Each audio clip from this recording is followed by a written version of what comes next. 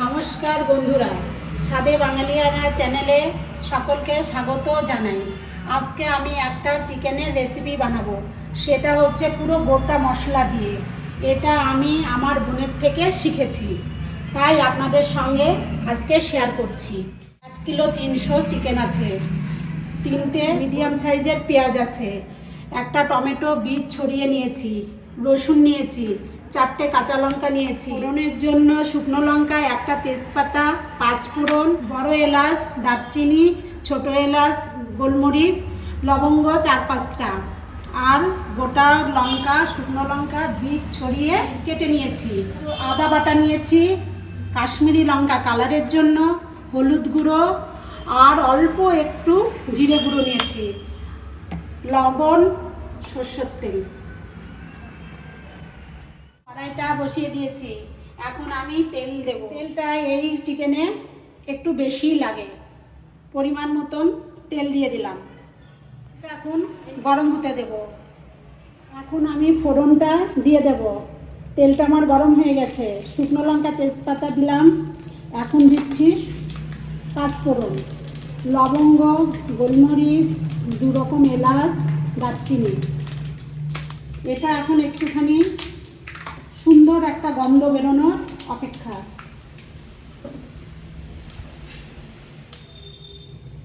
এখন দেব হচ্ছে পেঁয়াজ।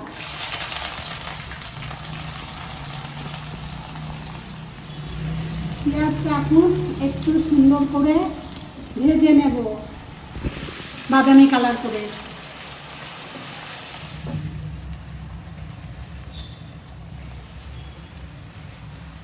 এখন আমি বাদবাকি জিনিসগুলো দেব। এখন আমি এই যে কেটে রাখছি যে লঙ্কাগুলো, এখানে 10 থেকে 15টা লঙ্কা আছে, এটাও এখন আমি তেলের সঙ্গে নেড়ে নেব।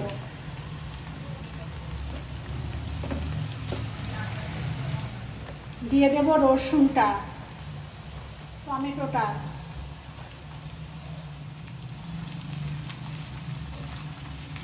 এখন আবার এগুলো ভালো করে ভেজে নেব।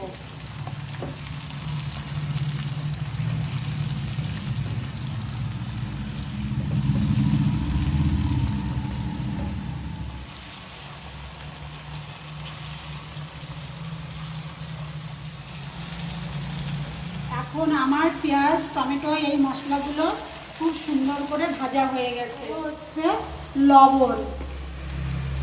লবণটা আপনারা নিজেদের স্বাদ মতন দেবেন। এখানে 1.5 চামচ হলুদ আছে, দিলাম হচ্ছে হলুদ।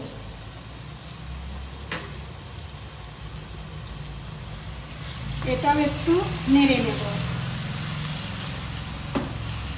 দেব হচ্ছে আদা বাটাটা।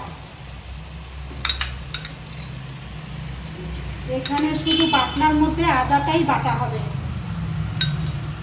সামান্য জিরে গুঁড়ো দিলাম, কালারের জন্য একটু কাশ্মীরি মির্চি পাউডার দিলাম। এটা এখন আবার একটু ভালো করে ভেজে নেব। এটা শুধু ভাজা কষানোর উপরেই রান্নাটা টেস্ট আসবে, এটাতে বেশি জল দিতে হয় না।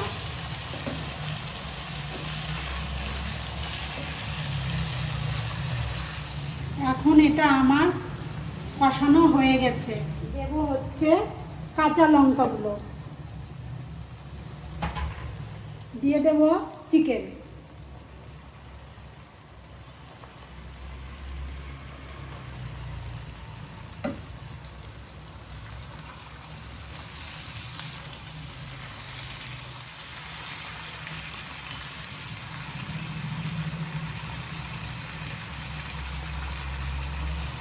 এখন এটা ভালো করে নাড়ব।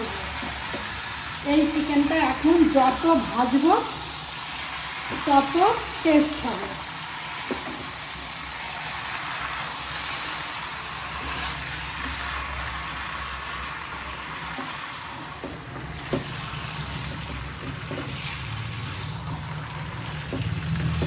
এখন আমার সব রকম মশলা দেওয়া হয়ে গেছে, আর কিছুই দেওয়ার নাই, শুধুই ভাজবো।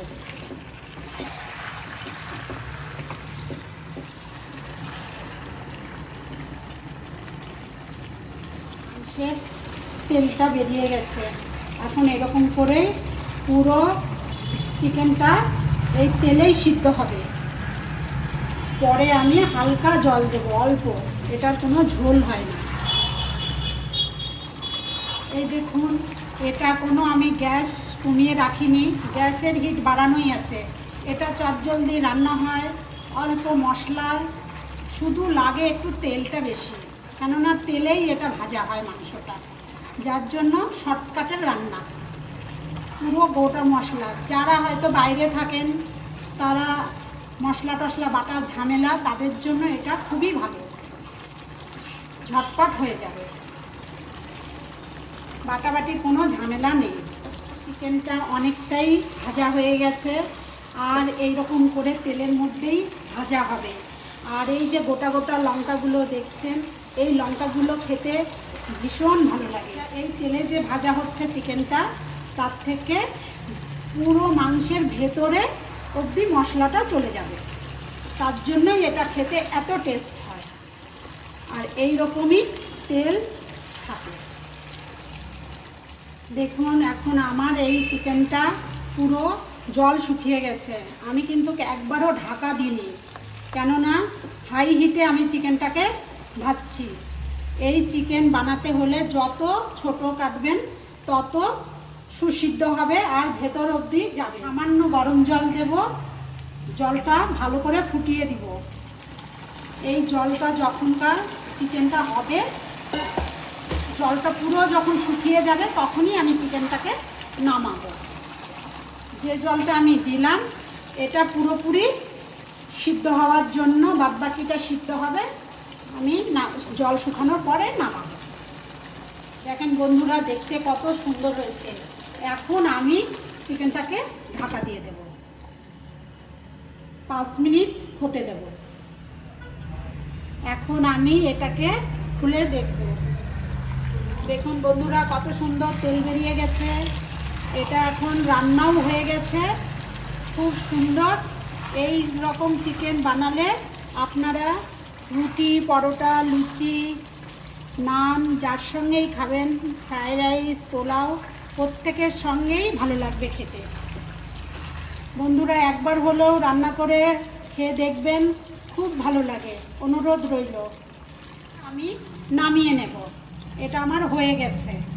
এখন আমি সার্ভ করে দেখাবো।